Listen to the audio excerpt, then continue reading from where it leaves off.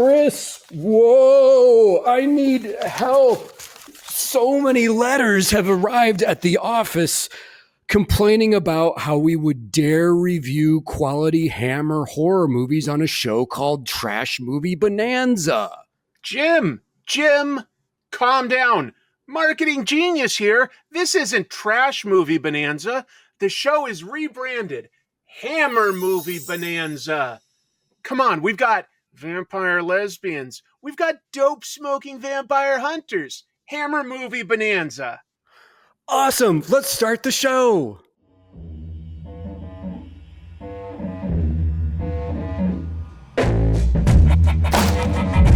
Trash Movie Bonanza with your hosts, Jim and Chris.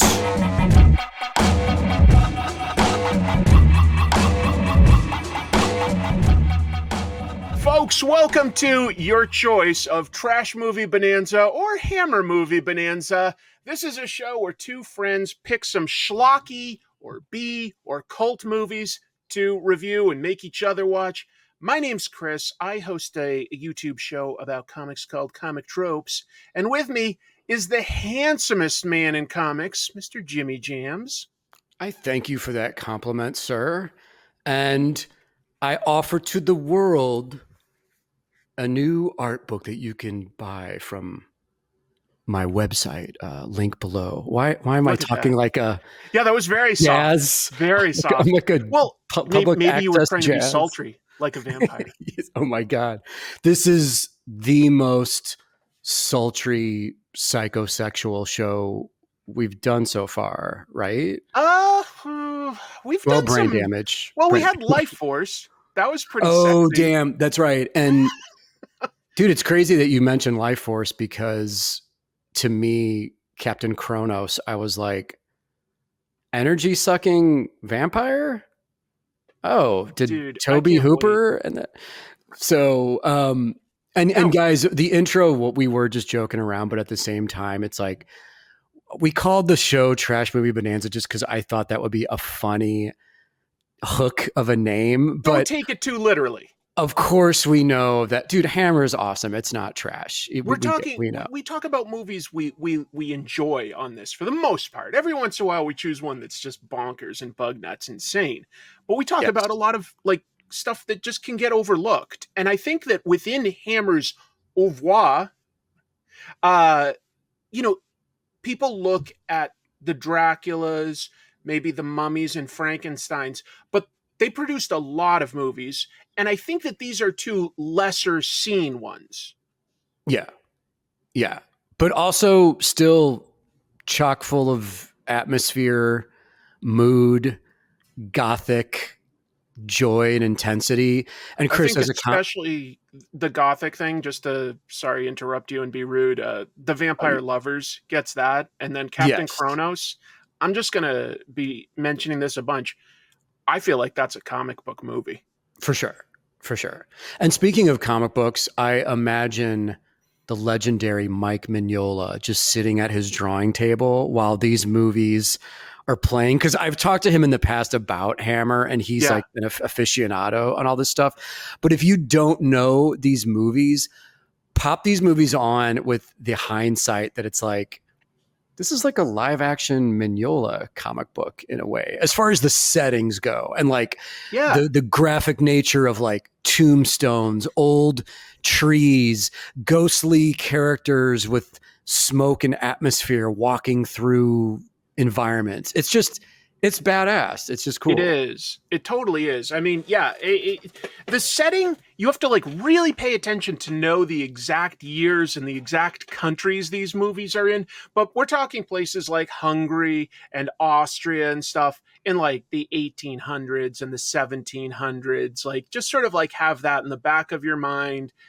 The politics of the day aren't really important, but you'll see people wearing like generals' uniforms from Germany, 1787 or something like that, and that slowly can clue you in. I had such a good time this episode with the movies that we chose, and I also want to thank you for something, Jim. first of all, I had never seen The Vampire Lovers, so thank you for introducing me to that. We'll talk about the movie in a moment. But you also helped get us on Schwab home video. Like, I just want to Yes. give a shout out to the folks that have been watching our show over there. They've got a live Discord when we air on Sunday nights, 8 p.m. Pacific, and everybody there is just like really they totally fill the vibe that you originally sort of pitched this show as, with like friends hanging out and having fun watching these movies. Yes. And I apologize for not being on the Discords. I was at Heroes Con last Sunday, and then the Sunday before that, it was like a barbecue. So it's an odd time because it's 10 p.m. for me when it premieres. So it like I was at a friend's birthday party kind of thing. But the Discord, thank you guys over at Schwab Home Video, and thank you, Rob. And Rob, you're going to be appearing on our show sooner than later. What? So we'll figure that out. That being said, Chris, can we jump into my pick?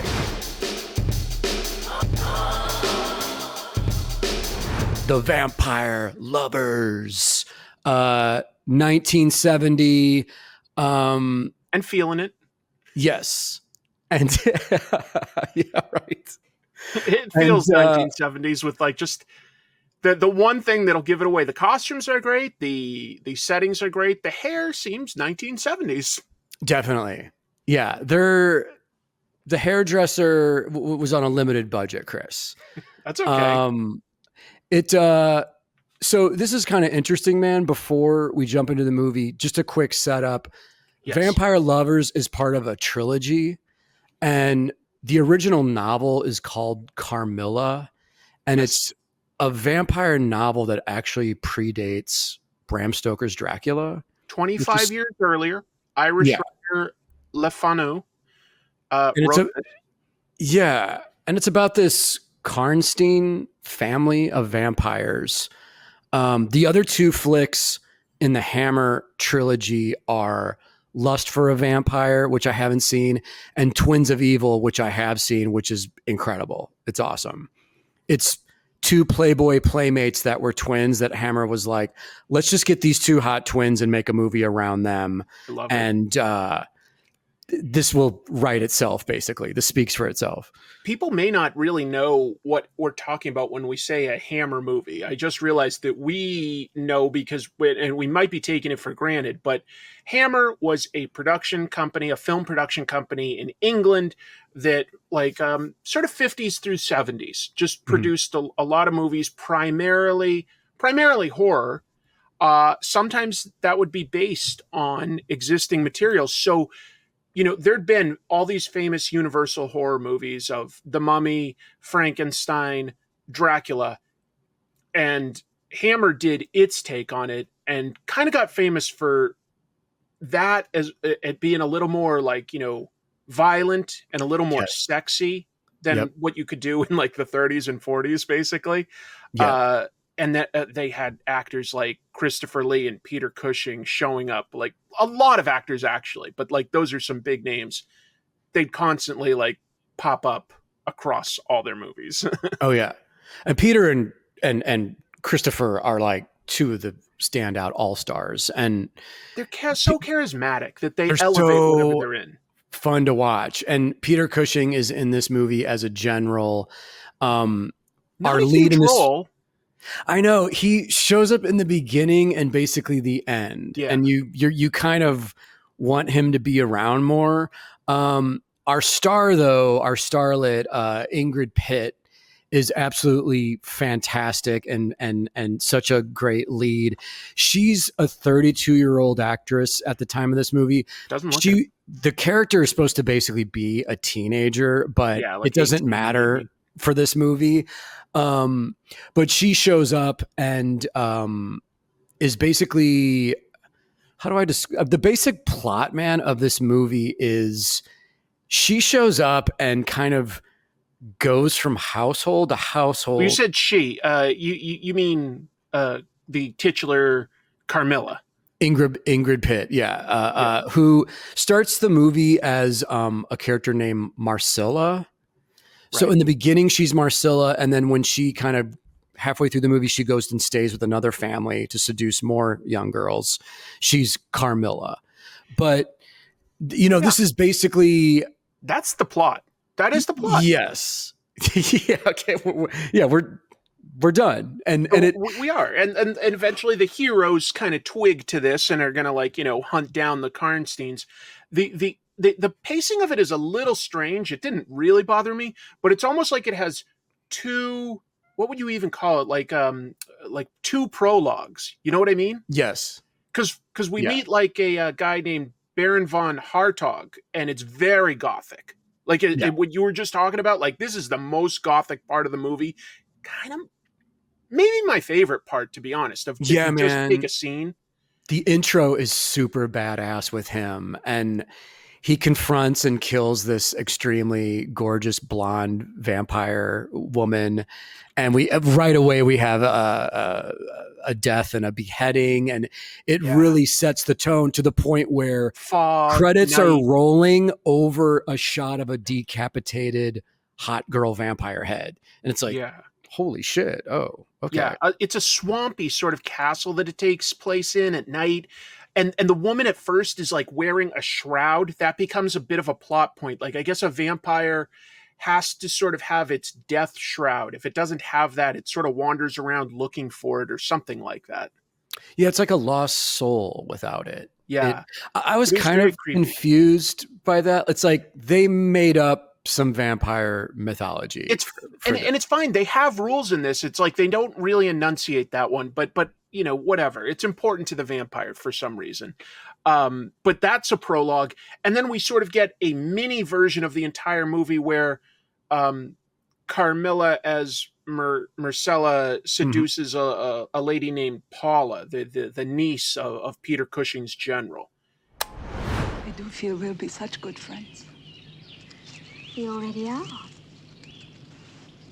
How beautiful you are. Now you're just teasing me, like Carl always does. yes, And it's kind of quick. And then Yeah. it happens in like a more extended form where we get to know the characters of everything. But it was a little strange how it like sort of has two prologues to establish this world.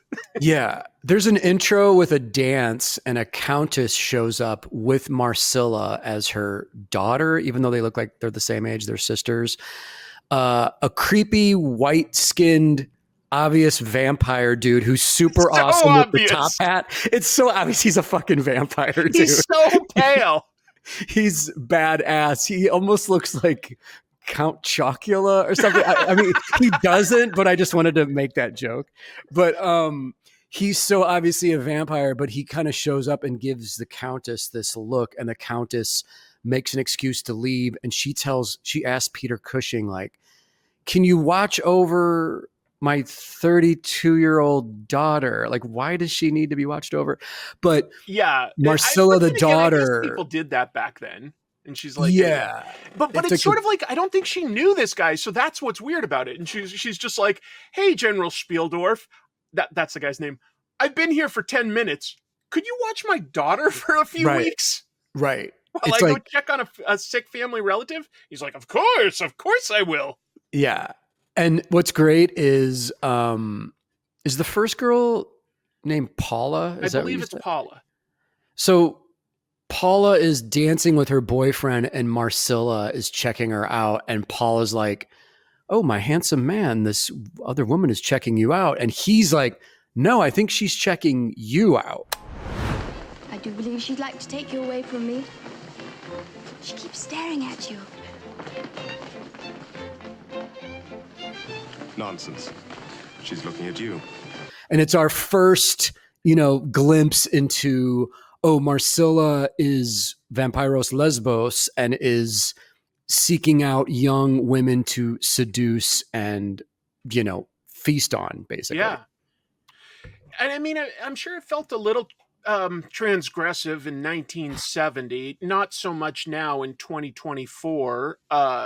But then again, it has such a historical antecedent.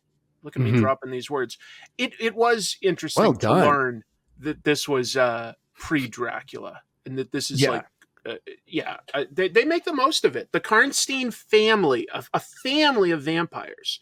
We don't know Yes. exactly like whether they infected each other or if there's some sort of like born as vampires. I don't know. They don't talk about that, but it is a whole family. And obviously that pale guy is one. The one thing that I also found funny, beyond how pale and obviously vampiric he is, every time Carmilla does something kind of suspicious, it cuts to this guy on a horse about like a mile away from wherever the location is, and he goes like, Yes. and if you I did love that it. 3 or 4 times, that would be like interesting. But I swear to God, they do it like 10 times. Yeah. And there's just shots of him silhouetted on his horse. So his character and the Countess character, it's not explained who they are. I guess we just have to assume that they are Karnsteins. Yes, I see him as kind of like the puppet master character who's pulling the strings of all of this stuff going on. He has to be, because he comes into the scene and talks, in hushed tones to Carmilla's relative and, sets everything in motion. And then he's constantly watching everything. But just to be clear, folks, he never gets involved. He never like goes, Right. like when vampires are getting hunted, it's not like he steps in and is like, don't attack my family. He's just like, watching from a distance. Like, Right. it reminds me of like in the 80s, you'd have like hair metal bands and they'd have like sexy girls dancing, but the band would never be like right next to them. It would always be like, the woman's over here on the car, the band's over here with their instruments, and like never the twain shall meet. These are like props, basically. Yeah, this guy's a prop. It's but we get into this pattern where we'll just refer to her as Carmilla, even though she starts as Marcilla. I think Carmilla shows up at the house with the first girl, seduces her. Instead of biting these women on the neck, she bites them like on the top of their breast, basically. So this is an exploitation movie, and this is an excuse to show close-ups of women's chests and seduction, and Cleavage, the movie. Yes. The movie, it should have been titled. Yes. This is basically becomes hot, young, topless girls getting seduced and bitten by this older, hot vampire woman. Although I'll challenge that slightly, Jim. Isn't there only like about like 1 or 2 topless scenes? There is, but there's even a blatant thing of like when one of the doctor examines the one girl after she's dead. Yes. They pull her dress down. And it's like, oh. For him to listen to her heart, folks. Like he didn't need to do that. But yes, there is a scene where a doctor just like pulls the shirt down while she's in bed and puts this like weird hearing like phone or something up to like up here. And you're like, you didn't really need to do that. And he's like an inch from her nipple. Yes. He's in there. And dude, listen, I'm not a prude. I'm not complaining, but this is where kind of like the exploitation element comes in. Yeah. Where Hammer, making horror movies for years previous to this flick, they were kind of like, we're upping the gore, we're upping the shock factor. What's the next kind of thing? And someone in a board meeting was like, lesbian vampires? And the other heads of the studio were like, you're brilliant, you get a raise. Let's do that. So you kind of realize what the formula of this is. Another thing I want to mention is the girls that get bitten and infected by Carmilla wind up having these like black and white art school style nightmare visions. Mm-hmm. Yeah. These nightmare hallucinations. They think that they see a gigantic cat.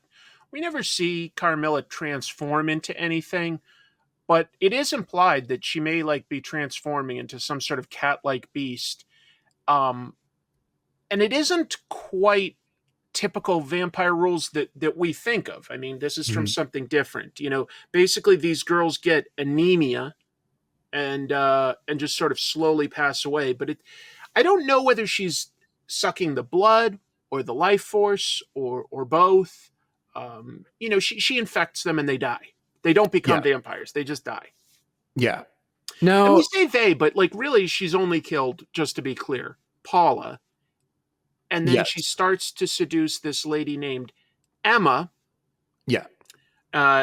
Who lives just like her and her dad, Mr. Morton, in this humongous castle, and they were friends with Paula, so they know all the same people. Yeah. I just realized, Chris, not that it matters, but Paula is actually Laura. I had in my notes her name's Laura. I'm looking further into my notes. You're right. I kept saying that makes so much more sense. I was like, Paula doesn't sound like a very like Hungarian name, but Laura. Right. But honestly, buddy, I don't think it matters. Like, who cares? Who cares? She's not in the movie very long, folks. So sorry, but Emma is Emma is the main character.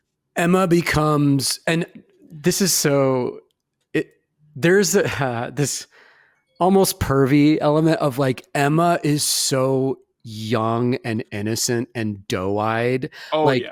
When she's getting seduced by Carmilla, it's kind of like, wow, this is just this is like a softcore porn or something. And there's even a scene where Emma, that actress's eyes. Yeah.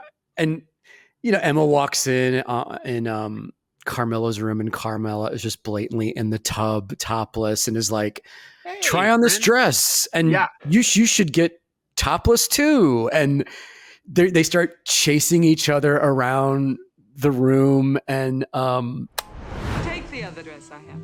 No. It's too small for me. No, I don't Yes, want you must. Take the other dress. Yes, I want you. No. I want you to. No. I say, put the other dress. Yes.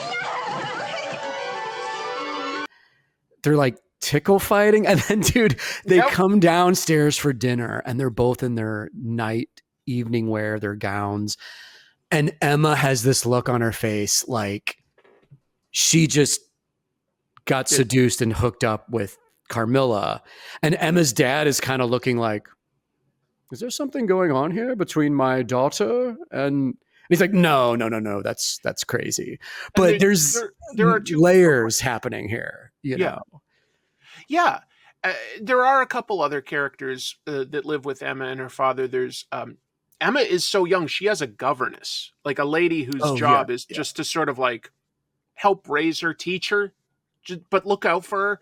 Not quite a nanny like you'd have for a little kid, but a governess is like, a teacher and a minder and maybe a friend, like somebody that's just a little more educated.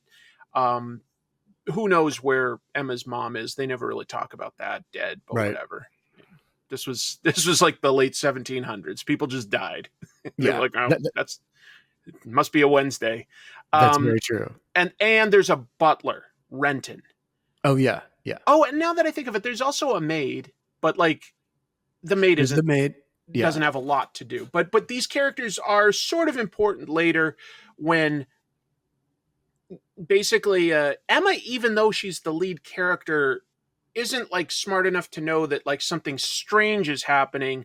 Right. But the boyfriend of Laura starts sort of an investigation and going like, like, hey, this is weird.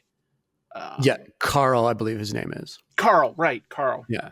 And eventually that sort of like brings in a doctor from town. General Spieldorf has like sort of, I don't know, gone off to, I think, meet the Baron. Yes, like that's get true. His help, the Baron from the beginning. So they're sort of out of the movie for a long time. And and pretty early on, Mr. Morton also goes out to like meet with both of them. So like the girls are alone with just like the butler and the governess to sort of rule the house. The girls are alone, and so Carmilla can just be a total player and seduce everybody and do what she needs to do. Also, man, I don't know if you caught this, but this made me laugh out loud, like rewatching this just last night. There's this crazy metaphor of what the whole movie is about, which Emma explains her nightmare to Carmilla, and she starts talking about there's a gigantic cat, this vision, gigantic pussy. And part of the nightmare, she says, the fur is in my mouth. And she says, and Carmilla's listening like, and then Emma says, and then the cat turns into you, Carmilla. The cat comes and sits at the foot of my bed, staring, and it reaches out towards me. And I try to scream, My throat is strangled, and it lies across me, warm and heavy. And I feel its fur in my mouth, and I retch with fear.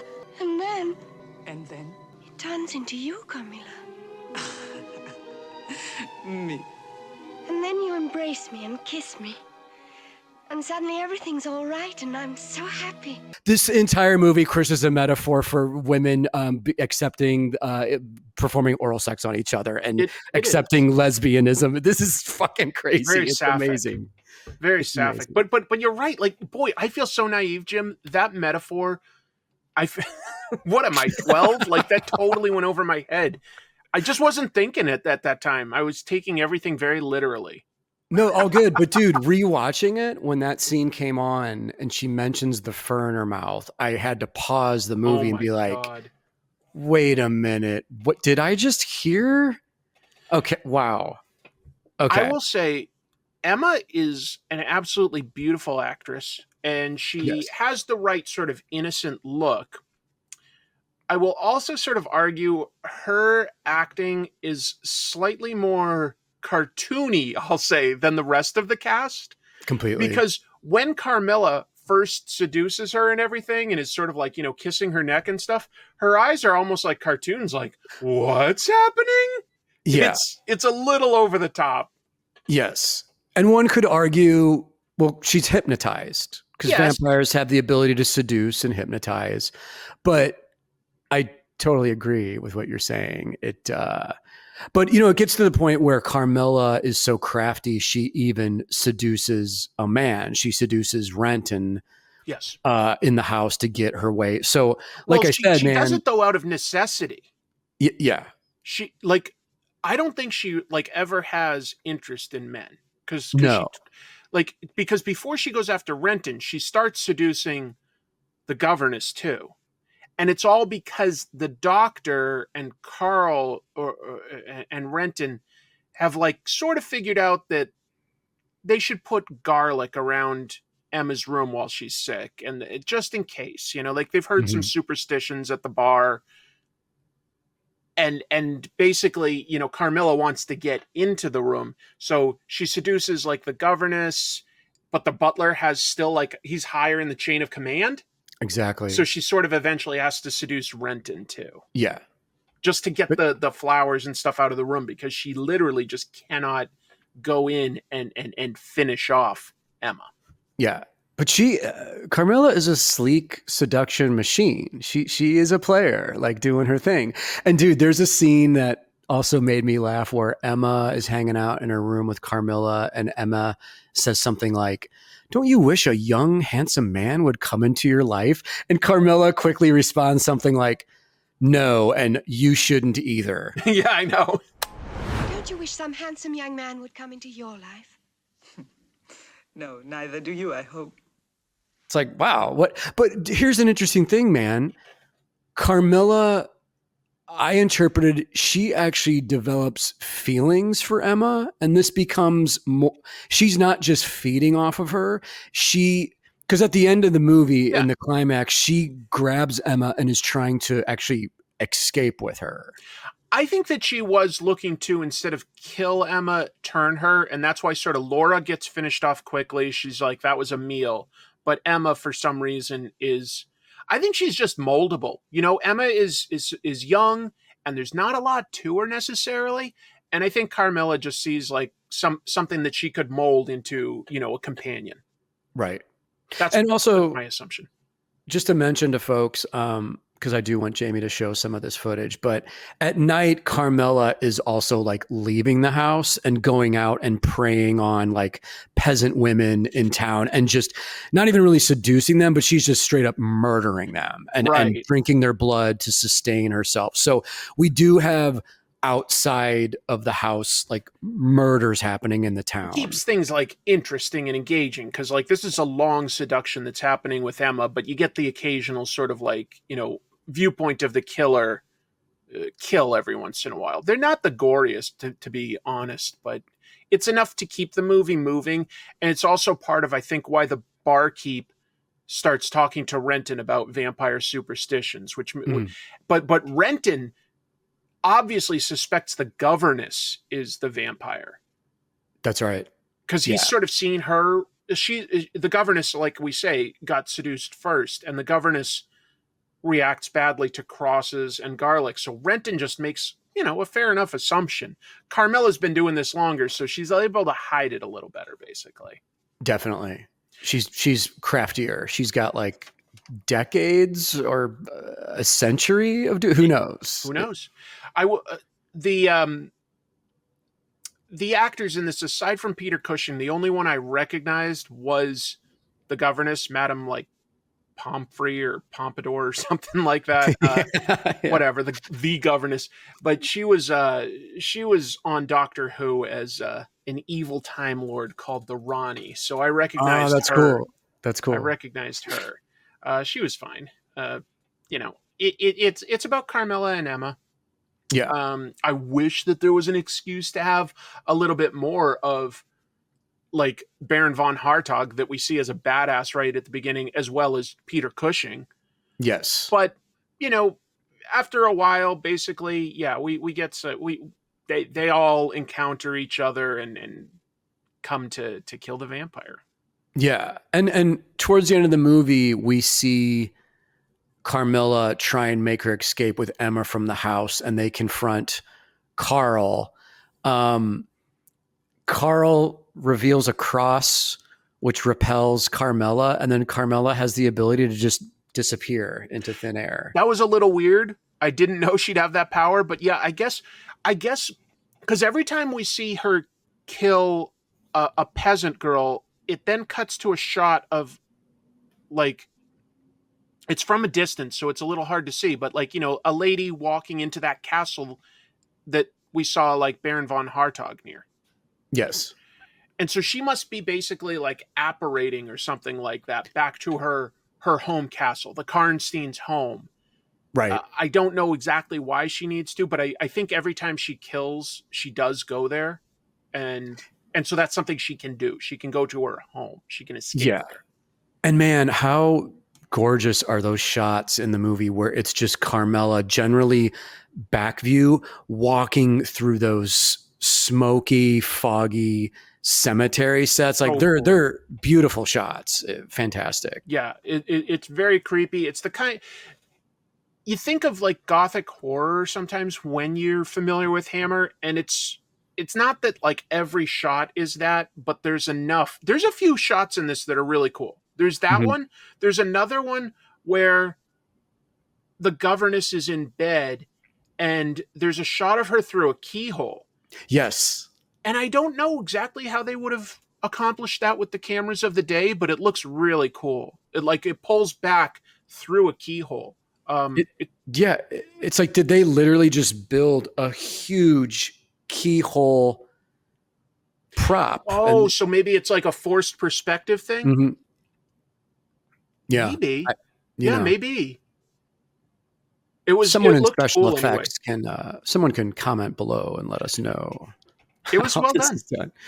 But I mean, that's the joy of these movies, is even if some of the movies move slow, usually in the middle or whatever, you get this fantastic atmosphere and interesting shots and beautiful women, awesome acting from veterans like Peter Cushing. And, I mean, I guess, man, just to wrap this flick up plot wise, we do have a final confrontation with the Baron, Peter Cushing and their team finding Carmilla actually in her final resting place of her coffin at the Karnstein home. The Baron explains that he had found all of the coffins except for one. So basically, that's what these guys have been doing for quite a while. Like, that's why they haven't come back to help. They've basically just been scouring the castle grounds trying to find Carmilla's coffin.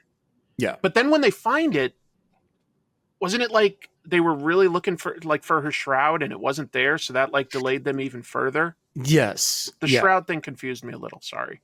Me as well. But so then they find her real coffin, which is beneath the floor in the castle. They break through a part of the floor and they find and because because they're walking through the castle. This is dumb. I forgot about this until just now. And there's a piece of jewelry on the floor. Oh yeah, her And necklace. so they're like, hey, that wasn't there before. So they like, go under. And basically Carmilla somehow went into her grave and accidentally dropped a jewel as a clue for them.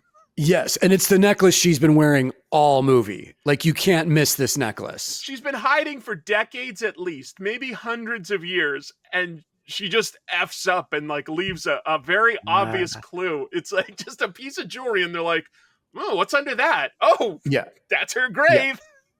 And Chris, speaking of necklaces, like in all of these Hammer movies, necklaces on women are blatantly used to draw your eye to their cleavage. Yeah. So it is a thing of every breasts Hammer movie and crosses and rubied necklaces, and they know what they're doing. These Hammer guys know what they're doing. They do. But yeah, like the men basically at that point, I mean, maybe it's obvious, but they stake her and they behead her, and then I think they even hold her head. And one funny-ish thing, it's meant to be creepy, didn't quite land for me. There was a painting of Carmilla on the castle walls. After they kill her, that painting turns into a skeleton. Yes. Woo! Awkwardly, yeah. It transforms into a skeleton. It's funny, man, because when you watch the movie and Peter Cushing delivers the death blow and stake through the heart, cuts off her head, you're like, oh, damn, okay. But then having it be the final thing is that skeleton thing, you're like, oh, okay. It undercut it a little for me. I remember them doing that, like Ghostbusters 2 has several problems, but one thing I always felt weird was they defeat Vigo the Carpathian, and his painting transforms into like a Renaissance painting of the Ghostbusters. I was like, how does magic do this stuff? Yeah, that's right. Okay, yeah. I don't know. It's fine. I get the idea, but it wasn't like they established that it was, the painting of Dorian Gray, like that kind of a thing. Like if they'd established that was an element too, like, this holds her soul, maybe I'd have bought it a little bit more, but it was just more of just like a surprise. This is your final scare, a painting of a skeleton. Yeah. A creepy junior high painted skeleton. Good luck sleeping now. On black velvet or whatever. But man, I mean, overall though, it's fun. Super fun movie. Great acting, great scenes, great scenery. I mean, and great atmosphere. Yeah, man, they definitely. When you say scenery, the coolest thing about these movies is, there might be a couple sets for like, an elaborate ballroom or something, but there's a lot of shots of castles and moving around the castles. And it feels very authentic. The woods seem kind of interesting and dangerous in these Hammer movies as compared to just sort of like, sometimes when you've got a cheapy action movie here, it just gets shot in the Vancouver woods. And it's like, it doesn't look great, but like these look great. The woods look great. There's rolling hills. The costuming is interesting. It just all feels very authentic for some reason. And I think that as it ages, the fact that these people have sort of like a 70s hairdo maybe or something like that, it only enhances it because it doesn't feel contemporary. It feels like it's of another time and era. I love it. I love this stuff. Me too. It's awesome. And man, speaking of woods, our next movie has great atmospheric woods during the day, which is hard to pull off, I feel like. It can be. But my choice is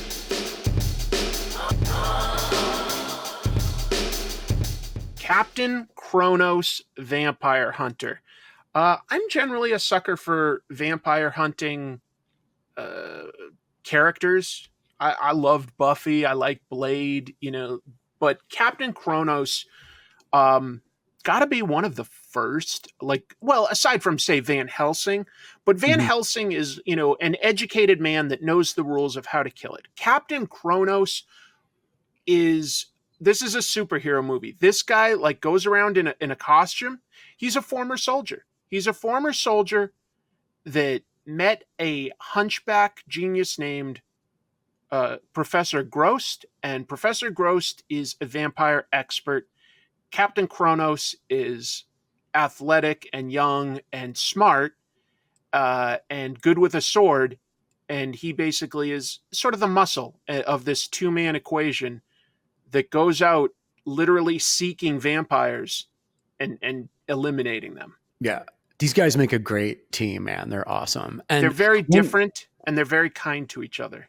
Yes, they have each other's back. And one thing I dig so much about Captain Kronos is I interpret him as being this like worldly, spiritual kind of warrior. And he has a normal sword, but he also has a samurai sword, which to me, I interpret that as this guy's been to Japan and has fought like hopping vampires in Japan and got the sword there. Like this wasn't the movie being like, throw him this samurai sword prop. I interpret it, I'm developing my own lore, but I interpret it as this dude's been around the world and has been fighting vampires everywhere. And this Captain Kronos is different than your typical vampire hunting movie because it's pretty far into it, but we find out that there are as many types of vampires as there are beasts in the world. That's a quote from here. So in other words, these guys look for stories of disappearing, like villagers, just creepy random stories, and they go to investigate, but they have to figure out what kind of a vampire it is to kill it off. Right.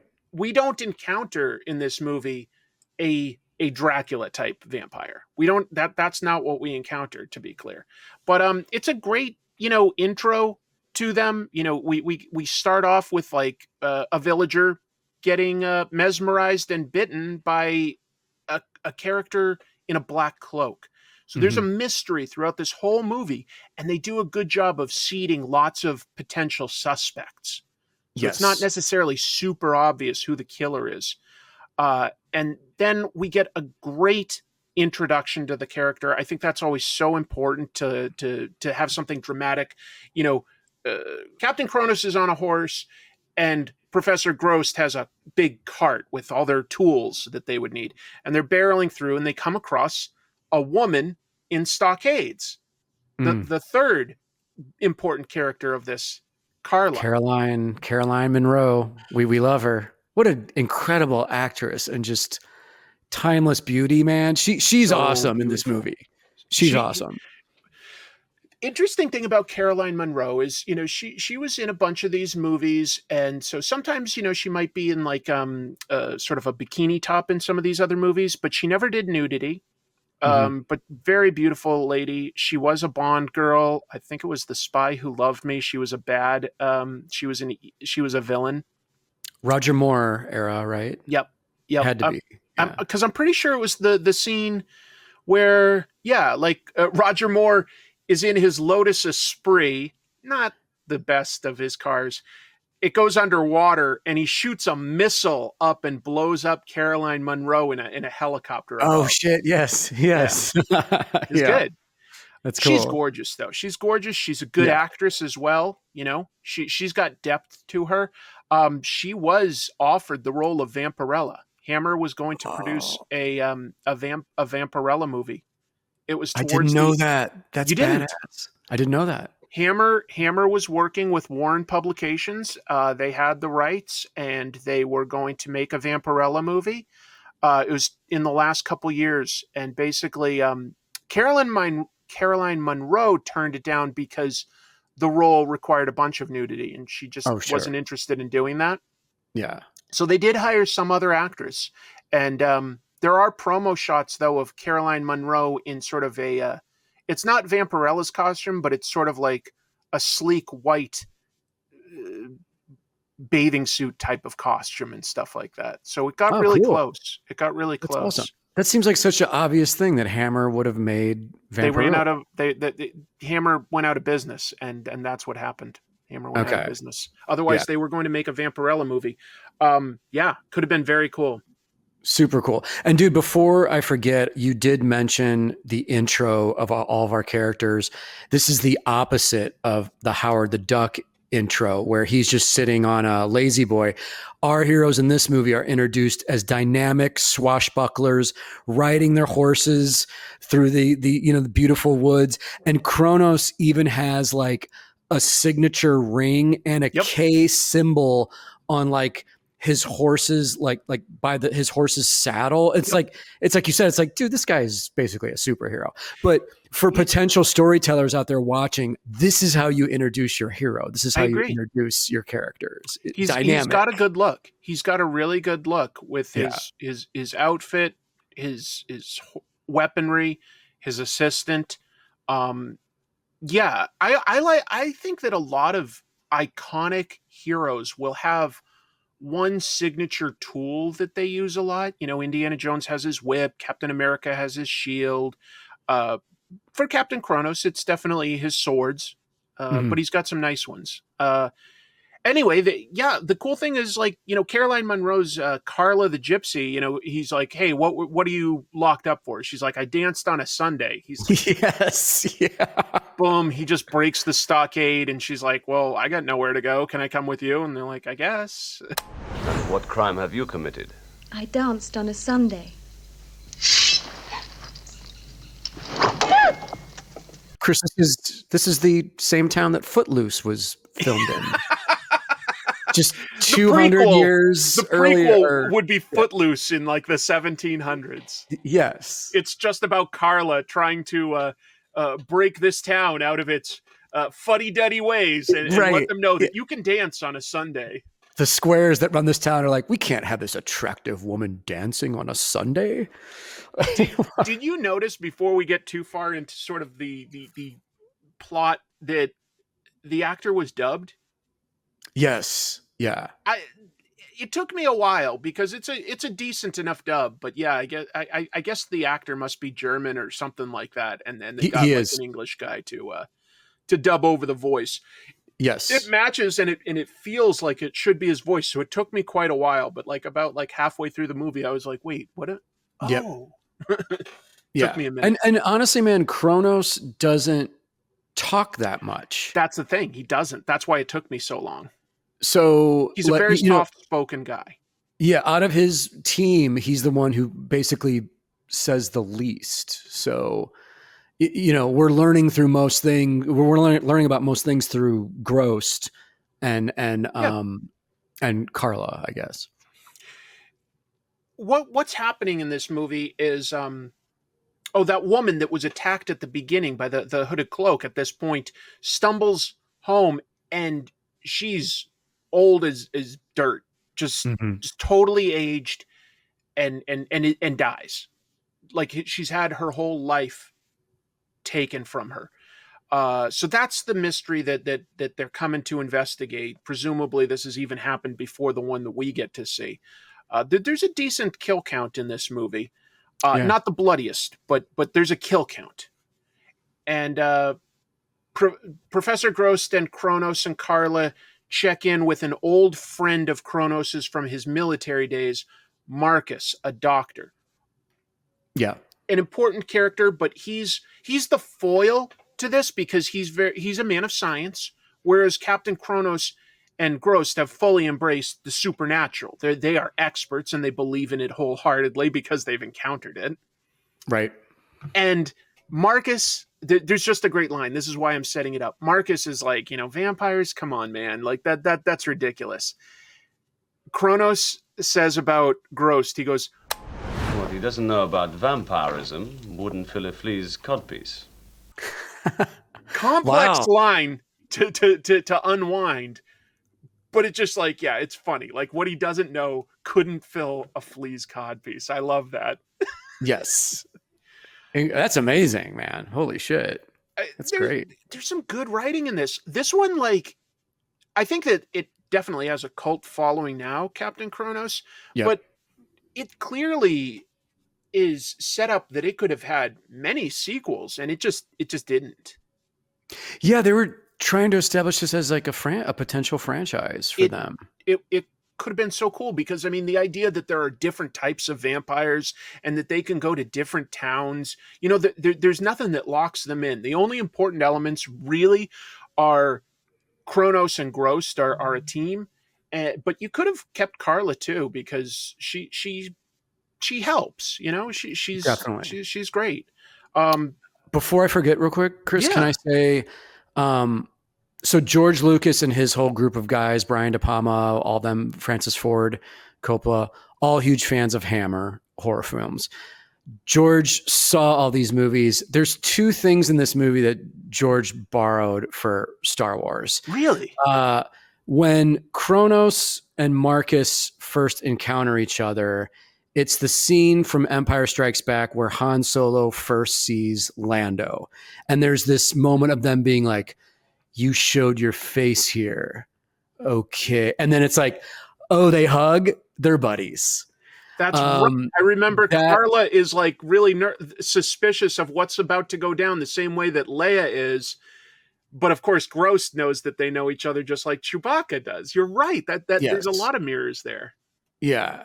And the second is a way more obvious one, which is in the first Star Wars movie, we have in this movie the cantina scene where Kronos and Grost are at the bar, and there's some local assholes at the bar talking shit to them, and they're about to get violent, and Kronos just casually whips out his sword and takes them out, Obi-Wan style. So that's the thing.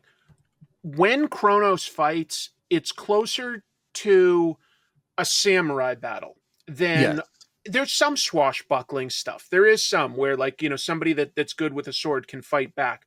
But a samurai film is mostly like very quick. Whoever wins, whoever's sort of the fastest and more precise, cuts down the other guy. And that bar scene is over in like a flash. It just establishes how badass Kronos is, since he's not really fighting an army of vampires in this movie. He's tracking one down. But so those men were also like, we saw that they were like hired by a mysterious man in a corner, and he's one of the people we're like, is he the vampire? Like, what's going on? That's right.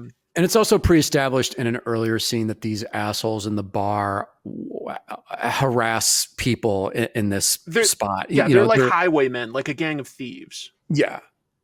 And they really are really cruel to Professor Gross, like making fun of him for being. Maybe we didn't establish this. Gross is a hunchback. Oh, right. Yeah. So, yeah, he. That's why he's not the muscle of this operation. He's the brains. Like he's not, an invalid or anything along those lines, but he's definitely not as agile and powerful as Kronos is. Yes, he's like a sophisticated Igor. Yes, absolutely. And I think that there's an element of that, that was again a character that Hammer adapted. Yeah. We also meet some important characters that are suspects here. The Durward family. We meet Paul first, the son of his father, I guess, had died, and he talks with Dr. Marcus at the grave. And Paul is a bitter young man who sort of blames Dr. Marcus for not saving his father somehow. His father had died. Right. And Dr. Marcus asks after his mother, Paul's mother, and he's like, she's fine, don't worry about it. And you see that like there's an old lady in his carriage that's waiting for him at the cemetery. She looks like the crypt keeper. Yeah, she's ancient. Old as shit. She's a mummy. Yeah. It's suspicious a little. Yeah. It's Maybe like we're hinting quick, too disturbing. But you also just like don't know what's going on there. Yeah. You're like, because Paul is the one that's like acting very weird, and I suspected Paul quite a bit for a while. There's such cool mythology in this movie, and it reminds me, like you said, of sort of like Hellboy, how it'll pull all sorts of mythology from different legends. But there's a scene in this where Gross is having Carla help him. They're burying dead toads in boxes under the ground. Why? There's a bit of mythology that says, if a vampire should be strode close to the grave of a dead toad, then the vampire life shall give, and suddenly the toad shall live. It's an old folk rhyme. And like most of them, there's a grain of truth in it. If a vampire passes by a dead toad, it inadvertently gives some of its life to that toad and brings it back to life. So this is a Yes. way for them to potentially track down if there are vampires in the area. Right. What a weird idea that I'd never encountered anywhere before. I know, me either, man. But it's cool because like our heroes, they have all these little detective things that they're doing. They're not just like out looking for Knocking vampires, on doors, like right, Law and Order style. Like, hey, that would be great if it, like the second one is like Law and Order. They're knocking on a bar and like a guy's lugging the ale back and forth, and he goes, "Yeah, I think I saw an old lady here about 2 weeks ago. What was her name? Beatrice. Right. Could not. Their methods are just so much sloppier in the sequel. It's like the first movie, we have all this methodic, like smart, intelligent kind of detective investigation kind of things going on. And then the second one, it's just like, we're just thugs walking through the street looking for vampires. And they're from New York. We should have mentioned that. Yeah. They go to New York. I don't know. New Amsterdam, it was called back then. There we go. Yeah. They also have good dialogue in this. There's like, Dr. Marcus is talking to Kronos about, their investigation, and he gives Kronos a compliment that also tells us something about their history. He goes, I know you've got guts, Kronos. I've seen. Oh, right. So badass. You're like, oh, cool. Like Kronos was in some sort of like a serious in a fight that Marcus stitched him back up. Yes. I love and that stuff. They even show the scars on him, and like Carla comments on it before I think they get busy with each other in the barn or whatever. Yeah, because the next scene is something like where they're getting closer because he's smoking his pipe of whatever. You'd know better. We forgot to mention that. I mean, Kronos to me is this spiritual dope smoking. Like guru. And Chris, when he smokes, he has like these hand gestures he's doing. He's got a ritual to prepare at the very end where he goes like this. He puts a shroud over his head and kneels out in like the yard and goes like this. And it's like a monk-like trance that he's in for like about a full day. Yes. To prepare himself.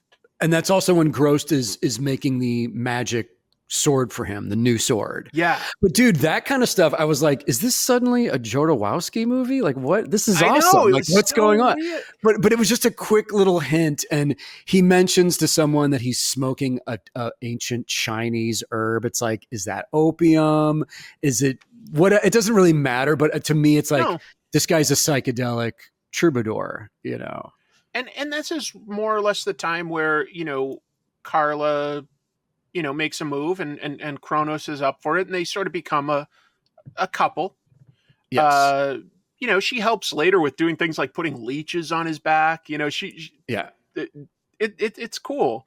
And dude, how amazing. Oh, I'm sorry.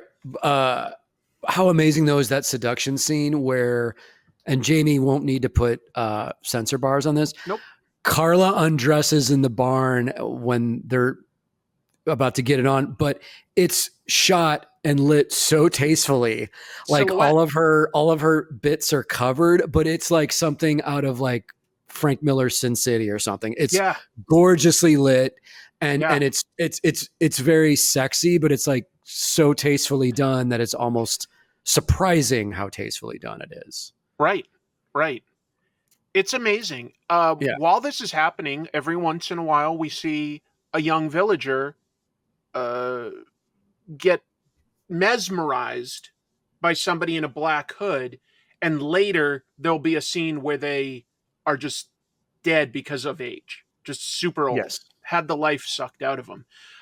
We have the bar scene that you were talking about, and they establish first how badass the leader of the thieves are, because he taunts like a man there that wasn't like laughing at their cruelty to others. And like the gang leader pulls his sword super fast on the other before the other guy can. So we know that he's dangerous. We know that and so that just makes it more cool when Kronos has no problem against not just him, but like his 2 or 3 henchmen. Oh yeah, yeah. Just He's amazing. more than happy to take them out as he drinks his red wine. We keep getting suspects. You know, Dr. Marcus goes to check on Paul at the Durward mansion, and Paul has a book on witchcraft and necromancy there. Mm-hmm. And eventually we meet his sister, Sarah. Is that not so, Paul? You know I would not dare to disagree with you, dear sister.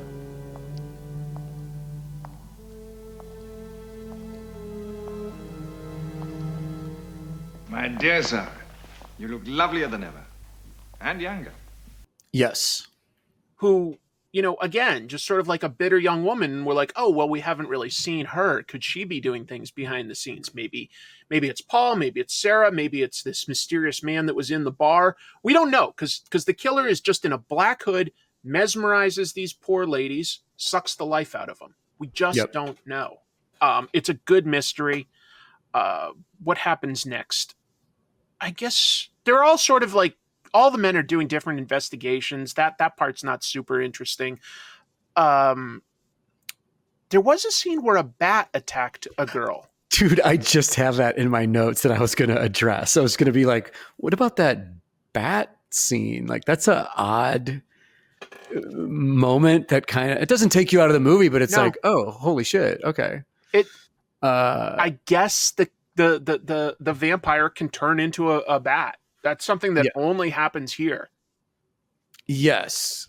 In this one scene. Although, now that I think of it, I think Dr. Marcus was in those same woods because he heard thunder, but there were no clouds in the sky. They showed us that. It was very strange. That's right. And then, because that builds to Marcus goes back, you know, to his house and meets Kronos and Grost and everybody. And Dr. Marcus is like shaving, and he just all of a sudden freaks the hell out. Just freaks out. You want to explain why or what's going on? He's de-aging because he's been infected. He's been transformed, right? Well, he grows fangs. Yes, yeah. He grows vampirism, fangs, but he hasn't lost his mind yet, and so he has like Kronos tie him up. That's right. Yeah. And they realize it's too late for him, but they don't know what kind of a vampire he is yet. So to kill him, they go through all these different methods. That's right. Marcus begs to be killed. He doesn't want to be like a vampire killer or anything. They stake him in the heart. Doesn't do anything. It doesn't work. They hang him. That doesn't work. They bring fire and get up close and they don't burn him, but Marcus finally dies, and they're like confused for quite a while. They're like, what did we do? What did we do? Yeah. What caused him to die? And then they noticed that there was a steel cross that basically just got pushed into him a little bit. Yep. In all their struggles. And they're like, okay. Yeah.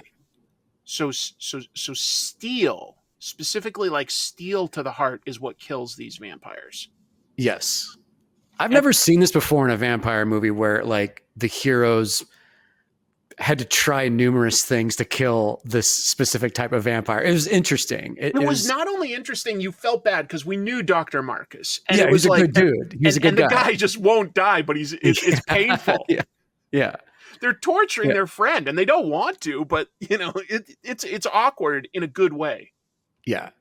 It makes for an interesting, unpredictable vibe to the movie where you're like, where's this going? Like what? It's like I say, what's going to happen? It's mythology we haven't encountered in other things, but they clearly have rules, and it's about finding out what those rules are. You know, the toad under the road. What kills this type of vampire? I like that they're investigating and actually figuring things out. It's not just like we don't just get told, according to this book, if you show them a mirror on a Thursday, they turn into black sludge. You know, it's not that simple. Yeah. There's a process. Yeah. but now they need to create like a new special steel sword. So they go to the cemetery to take this humongous steel cross that they're going to like fashion into Gross really is going to fashion into a sword. While um, there's the most swashbuckling fight, I'll call it, Yeah, where I think yeah, it's like just the villagers don't trust Kronos. Maybe Paul has riled them up. It doesn't really matter. Um, but like Kronos has to fight a bunch of villagers, and he doesn't want to kill these guys because these are just like jerks. yeah, yeah, But yeah, and so he has this. He sword fights like an army, and he still can beat them. yeah. It's cool. Dude, there's an awesome moment in the beginning of this scene where Kronos and Grost are getting the huge cross, and we have a shot of Carla sitting in the cart, and she's watching them do this, and she's kind of smiling, and it's this sweet moment of her. You can tell she's thinking like, she's impressed. This is cool. I'm part of this weird vampire hunting club now. Like, fuck it. This is my life now. Like, this guy's handsome and dashing, and we're hanging out. And I like Grost. He's a smart man. And she's like, I'm part of this weird elite freak vampire hunting squad now. Okay, cool. And it's a quick little moment. It's cool. It's fun. It's sweet. I like it. I agree. The three heroes that we get in this are all likable because it's not like Carla's like terrified and they're like, no, we need bait. You know what I mean? She volunteers to help them right from the beginning, and it starts small. Putting toads in boxes or putting leeches on Kronos's back, but it builds to the finale. We're almost there. Grost has fashioned this awesome new steel sword. That has something special that we'll talk about in a minute. And while he does that whole blacksmithing routine, that's when Kronos is doing his ritual of preparing for a big fight. He's suddenly El Topo. Didn't they? Yeah, exactly. Like El Topo, a Jodorowsky reference. I like it. And don't they even I feel like paint something on his back or something, like a cross on his neck? Two crosses. Yeah. Maybe that would prevent a vampire from easily being able to bite a vulnerable spot. I don't know. It does. Yes. It's that they've got these rituals to prepare in a specific way when they're going into trouble. And we also have the garlic in this movie too, where they fasten garlic strands around his biceps of his shirt, basically. I love it. He's going into battle with very specific weaponry. Yeah. It's so cool. Yeah. It is. It's badass. It's like a superhero montage almost in a way of preparing, And they've done things where they basically have had one of their toads came to life, and it was a carriage that was going to the Durward estate. So that's why they know they've got their weaponry. They know what kind of a vampire it is because of Dr. Marcus, and they know where it should be. Although they don't know, is it Paul or is it Sarah? They don't know. So they send in Carla as bait. Yeah. To sleep there for the night. I'm lost. Can I stay here for the night? Sure. Yeah, a risky move on her part. She's game for it though. She, like you said, she volunteers to be part of all this. And again, just cool dialogue where Kronos goes, time to make our move, my friend. Time to kill a vampire. Yes, yeah. Straightforward, but just cool. Yeah. Now, Chris, I was shocked when he said that, and then he strapped a chainsaw onto his hand. Who would have expected a chainsaw to come here? I also ripped the cord, and it was like, what? And then they jump into a Nissan Versa, which wasn't the coolest because they're all really crowded in there. Right. Really tiny, a little Versa, but at least it was a hatchback. This is our own fan fiction, folks. This is our own. Again, Hollywood, we're available to script doctor your movie. We're available. There's a 90-year-old producer who was originally at Hammer back in this era who's watching our YouTube and is like, I'm going to call these boys for the relaunch of Hammer. Again, I loved every bit of this because while Carla goes to sleep in the I don't know what you call it, the living room with the fireplace and everything, and Paul and Sarah go up to bed, Kronos grapples in from the outside. He sneaks in by throwing a grappling hook. I mean, the guy's Batman at this point. I'm just gonna say, dude, he's Batman. He's Batman. Awesome. And a mysterious figure creeps down. There's this great shot again of like a shadow going across the room. You know the one I'm talking about? Yep. Now, It's super cool. It's Hammer hired good directors, and it was like these were not super expensive productions, but you could tell that everybody involved was like trying to do the best they could. That's why I like it. Yes. There's effort. There's genuine effort to make low budget look quality. You know, I respect that. Everything all the time, like with always big fights, like always big gore. You don't always get like big moments, but what they do is they make you care about the characters. They give you as much as they can, and they have creative shots. Like earlier, we talked about the keyhole. In this one, it's like, you know, the shadow crawling across the room. Yep. But eventually we figure out that the villain of all of this, you know, the person that goes to kill Carla, is the mother, which makes sense. But there wasn't like necessarily a lot to go on. The mother is young at this point, whereas we've always seen her like totally decrepit. Right. So yeah, she's been the one that's not only going out and sucking the life out of people. That's why there was the book on witchcraft. That's why, you know, she like probably hypnotized both her children to forget about this stuff, and to have their coachman hire the thieves in the bar. It all makes sense. It all ties together well. Right. And when Kronos smashes through the window into the mother's room, he finds an old lady mask on her bed. Like she's literally been disguising herself with an old lady mask to fool everyone around her. And what's interesting is that, like, even though Paul had seemed like an asshole and everything, no, like the villain was the mother, and the kids did not know about it. Right. Because she surprises them when she has brought back their dead father. And then she just hypnotizes everybody and freezes them in their tracks. Well, she hypnotizes her kids, and Kronos is prepared for this because Grost has made him that special sword. He pulls it up, and there's like a special sheath on the beginning of the sword that's perfectly mirrored, and she gets hypnotized. Yes, and dude, that's in the shape of a cross because of where it's at on the sword. I mean, well, because they fashioned it from a cross. They just winnowed it down, but they made this great sword with a special mirror. It's perfect. It's so cool. Yeah. Kronos instead has to fight the dad guy, that's the only part that's a little lacking. Is the big fight is with a character we only met like about 1 minute ago. Yeah, it's a little weird.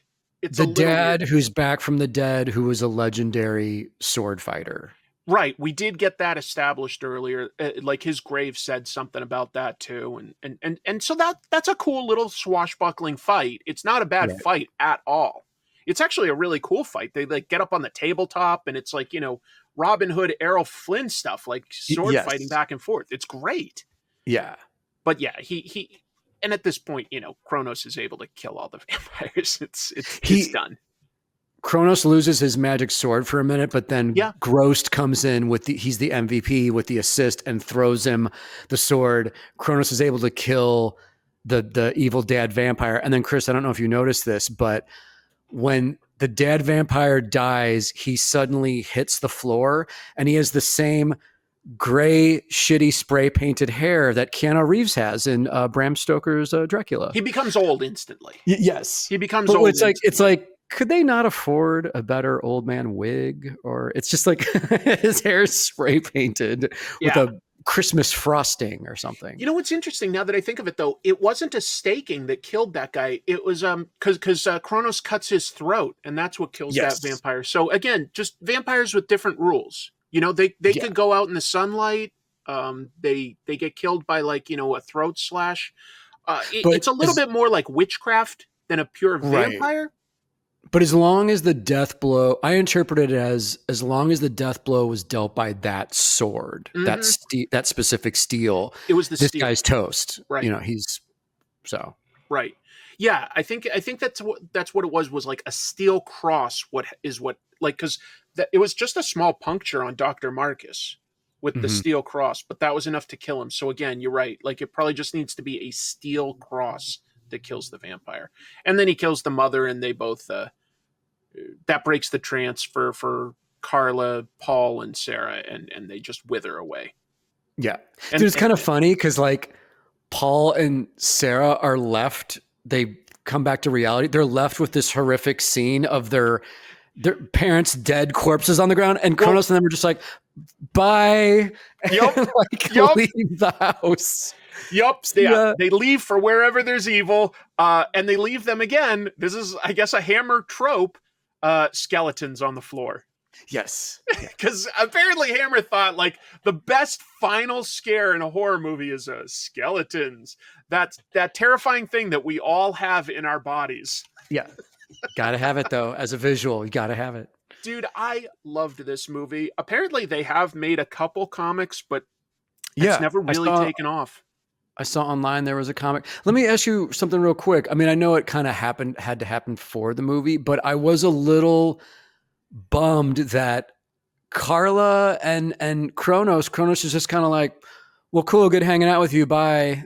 And she's like, I guess you're off to other adventures. But I mean, he's supposed to represent the lone adventurer kind of type nomad. But it was one of those things of like, oh, I guess she's not going with them. Go where? Anywhere. Everywhere. Wherever there is evil to be fought. But on lonely nights, I shall think of you.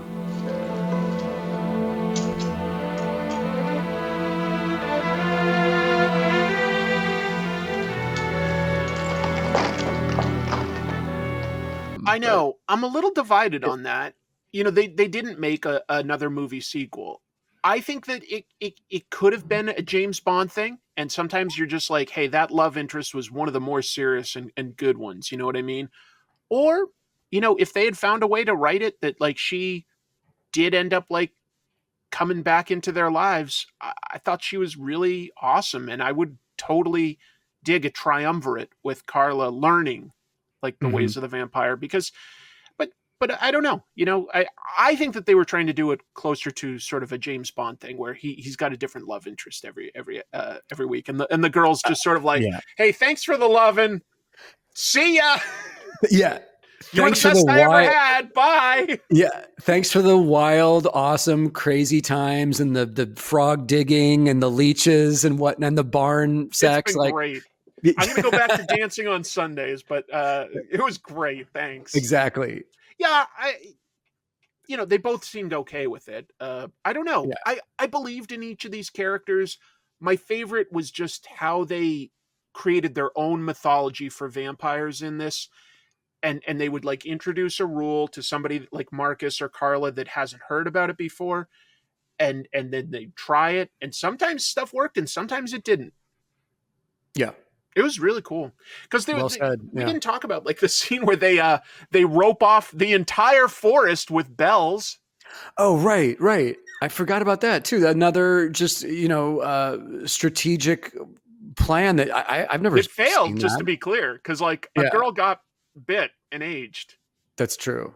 So I'm just saying that they weren't always like winners. They put in the effort. But Mike, if you guys watching are new to Hammer, these vampire movies are just like one subgenre of what Hammer has to offer as far as their horror movies go. And I mean, you could start at the very beginning with like the Frankenstein, Dracula stuff. I mean, you have dozens and dozens of movies to choose from, and it's awesome stuff, man. Christopher really Lee cool. is a fantastic Dracula. The Dracula series is a little weird because he keeps coming back, even though like every movie says this is the way to kill Dracula. But then somehow, like a drop of blood falls on the dust of Dracula and he like reforms. Yeah. And then they have a new way to kill him. That's okay. Christopher Lee, I think, had sort of a bit of a love-hate relationship with being Dracula, because when he came back for the sequel, he just refused to do any of the lines. And so like you've got the sequel is just him hissing and growling. Right. But after that, like, he went back and like, kept doing his stuff. one of the movies, they'd run out of interesting ways to kill him. And it was just sort of like, if a vampire gets tangled in a holly bush, they'll die. So you've just got him like walking into weeds and getting like really frustrated, and he just dies. And I was like, okay, that one wasn't the best kill. They're stretching things here, but generally I like them, especially there's 2 or 3 that also have Peter Cushing as Van Helsing, and Peter Cushing as Van Helsing is awesome. Peter Cushing as Dr. Frankenstein is awesome. Yep. These are, and man, like in October when I've got horror movies playing during the day, when I'm in the studio inking comic pages, the Hammer stuff, as far as just atmosphere and like the music and just the sound of the dialogue, I don't even have to be watching because I'm working, but they're just right next to me. And just the mood of it is like so fun and comforting for that spooky season of the year, Yeah. If you like, sort of that occult detective type stuff that there is in comics. I mean, Hellboy's probably the most prominent now, but there's other examples like, Constantine. It's a bit of an archetype, the supernatural detective. You could argue that in a way it goes back to Sherlock Holmes, like Hound of the Baskervilles felt kind of like a supernatural story. But anyway, that's a lot of what these Hammer movies are. Even when like that isn't necessarily the main character, there's usually somebody that's investigating and figuring out the rules and going after a supernatural creature. Right. They're now, great. Chris, to counterbalance this quality of a show, I'm a little concerned because like next time we're going to have to pick some true garbage. I think you're right. To go back to trash movie, but I've got a couple ideas, but we'll figure it out. But it's like, back to basics, people. I think that's a good idea. I really broke down Captain Kronos more than like we usually do, but I just love that movie. So many parts of that movie. That's a favorite. And I still put it in the bit of a schlock category because it sort of underperformed. Like they clearly wanted to do more, and the numbers didn't justify it. But I think it's a great movie. Just me great. too. And I mean you're totally right about it being like this is like a comic book movie. I mean, he's that character. He's got his abilities, and he's got his mission, and he's got his outfit and his sidekick, and anyway. Very cool. What do you got to plug, Jim?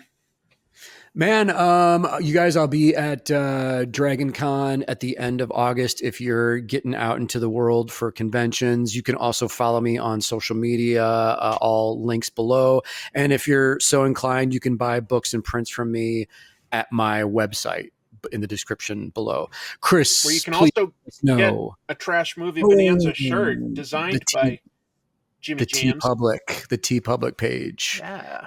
Show love. Chris, what have you got for us? No physical projects right now. Next time I'm going to a big convention won't be until October with NYCC. But sincerely appreciate it when you guys hit things like and subscribe or leave comments. There's an algorithm to YouTube. All of that stuff basically just means that it's more likely to get shared to new people.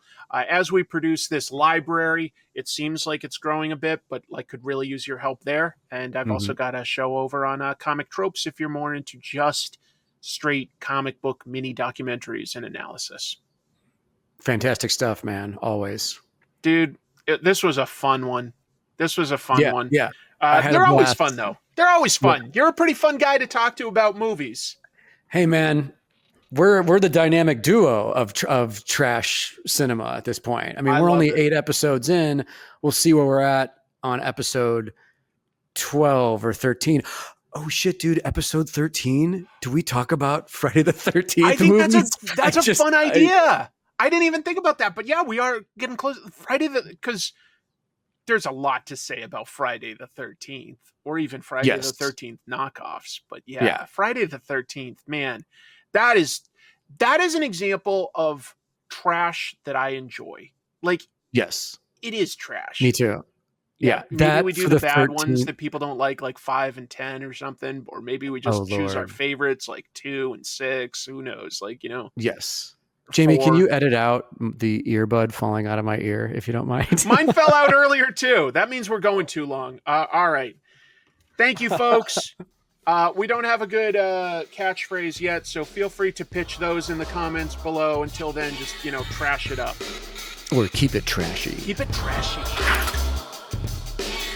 Trash Movie Bonanza.